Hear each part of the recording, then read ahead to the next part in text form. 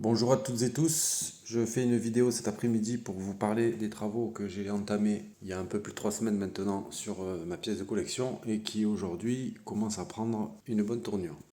Je vous propose de commencer par un tour très rapide de la pièce. C'était une chambre d'amis que j'ai complètement transformée. Il a été nécessaire pour ce faire de détapisser complètement les murs, beaucoup de boulot, d'enduire les murs et de les peindre, y compris le plafond et la réfection complète du sol.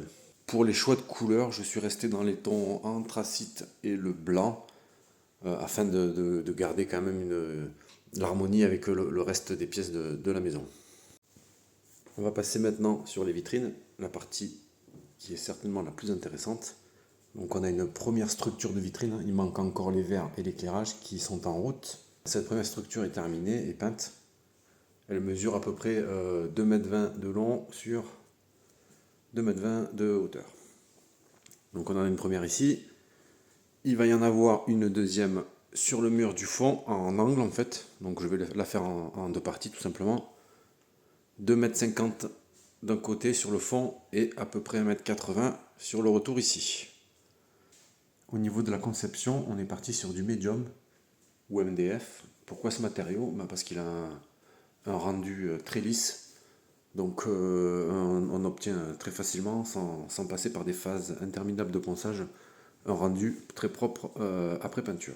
En revanche, il a un inconvénient majeur, c'est qu'il est un peu souple. Et on a besoin de rigidité pour faire tenir les dioramas de plusieurs dizaines de kilos avec leurs figurines. Pour avoir la rigidité requise, il faut taper dans des épaisseurs importantes. Tout ce qui est panneaux horizontaux, on est sur du 2 x 18 mm, 36 au total, et sachant que sur chacun des corps exposés, on a déjà une plaque de médium de 15 mm. Donc on est quand même plutôt blindé là, sur la rigidité. Et les panneaux verticaux, pardon, on est sur du 28 mm, avec la partie centrale qui encaisse toute la charge quasiment, on est sur du 2 x 28. Vous noterez que j'ai pas fait de fond. Alors les décors, il y aura un fond imprimé qu'il faut que je commande pour chacun d'entre eux, mais j'ai pas fait de fond de meuble en fait. En revanche, j'ai fait une étanchéité en cornière tout le long. Alors moi j'aime bien les boîtes. J'ai gardé une petite hauteur sous plafond pour mettre mes boîtes préférées. Hein, il va de soi qu'on pourra pas toutes les caser les boîtes, mais au moins à mettre quelques-unes, c'est pas mal. Donc cette structure, elle nous offre deux colonnes de 3 emplacements chacune.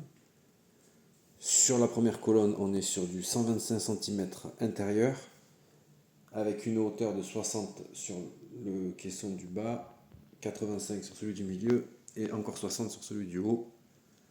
Même chose pour la colonne de droite, au bémol près qu'on est sur du 90 cm en largeur intérieure. Des dimensions assez honorables pour faire du diorama et caser beaucoup de figurines. Et j'oubliais, niveau profondeur, on est sur du 62 cm. Si on aborde un peu le côté display, c'est du provisoire pour meubler dans l'attente de création des dioramas de chacun des casiers. On peut noter quand même les deux Tsume qui m'ont été offertes par un abonné. Donc immense merci à lui pour ces deux cadeaux d'une grande valeur. On a déjà logé deux dioramas définitivement. Il manque les fonds imprimés qu'il faut que je commande encore. Et il manque surtout cruellement de luminosité. Il faut savoir qu'on aura 2 points lumineux par casier gauche, donc les plus larges, et un point lumineux sur ceux de droite. Ça devrait largement suffire.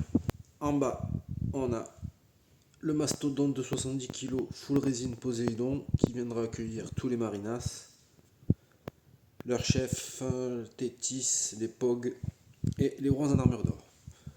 Ici, au milieu, le dernier né de la couvée, le Big Diorama Sanctuaire, avec fond en relief représentant les 12 maisons.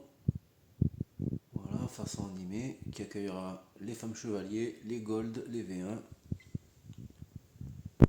En haut, on aura un diorama Asgard, pour lequel je vais réutiliser la tête d'Odin que j'avais faite, qui s'éclaire, et qui accueillera tous les God Warriors et les V2 EX.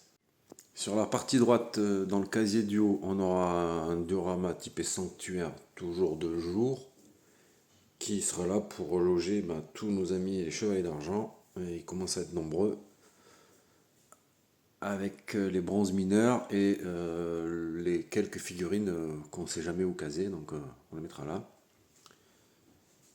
Ici au milieu, on aura ce qui sera probablement mon étage préféré, mon casier préféré, un diorama de nuit sanctuaire qui accueillera tous les renégats EX, les mystérieux surplices et les superbes V3 EX. Ensuite, sur le dernier là, de cette vitrine là, en bas, tout ce que vous voyez là, ça sera sur le diorama sanctuaire. Et donc, c'est pas encore définitivement choisi, mais je pense qu'on aura là quelque chose sur Hades. Voilà. Dans la vitrine qui se situera ici, et qui sera aussi la plus grande, on aura tous les dioramas action, donc 2 sur Senseiya et d'autres sur d'autres univers, notamment Albator, Batman, Goldorak, Nicky Larson, et à noter que j'aurais malheureusement qu'une seule réserve là-dessus, sur celle-ci. Ça sera probablement du Olivier Tom ou du One Piece. On verra après. Et là, une vitrine qui sera la plus petite des trois, qui viendra accueillir la grande cartouche, je sais pas pour ceux qui connaissent, le grand diorama sur Castlevania, donc du rétro gaming. Et j'aurai par contre 3 réserves sur celle-ci. Bon les amis, ce moment de partage touche maintenant à sa fin. Pour ma part, j'ai hâte de recevoir tout le matos qui me manque pour terminer tout ce chantier et de pouvoir exposer tous mes dioramas. En guise de conclusion, je voudrais vous dire quelques mots sur la fin de la gamme. La fin de la gamme figurine Senseiya. Une fois qu'on aura eu les 2 guerriers divins qui manquent, j'ai cru comprendre que les V4X étaient aussi en préparation.